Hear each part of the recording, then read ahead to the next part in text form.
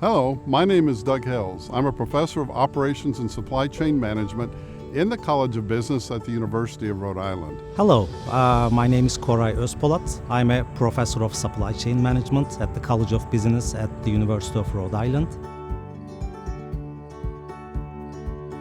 If any of you have heard of the term Lean, Six Sigma, or design thinking, I do research and teach in that area, as well as global port competition. In fact, I work with ports in the U.S. about how they can position themselves to compete to get more cargo. So as part of that research, I've actually visited the 100 of the top ports in the world and continue to do that throughout my academic career. I like to bring, as we are required as a university, our research into the classroom. So my students at both the undergraduate, the master's, and the PhD level actually get my research, which they will not get in any other university in the United States. In my teaching, I focus on three things. First one is I focus to develop the supply chain management knowledge of my students. The pandemic, the war in Ukraine, and then the US-China trade war all have shown how important managing supply chains are for companies. My second focus is on developing the global competence skills of my students.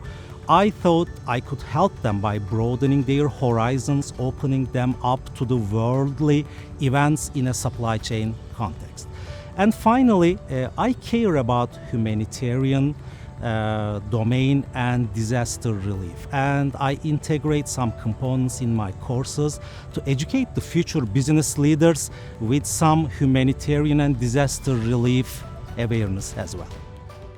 There's only two ways that things get from one continent to the next, and that is either by air or by ship.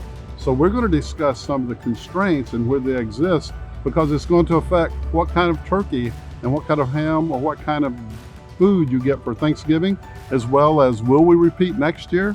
Will we have to wait till January and February to get our gifts? Or is there something we can do about that? When I was born in 70s, the term supply chain management did not exist. But here in 2022, I'm teaching supply chain management as a professor. And the pandemic has shown that supply chain management could be critical even to the survival of the human species. So come and join us in this faculty office hour, and we will relate supply chain management to many contemporary issues going on out there.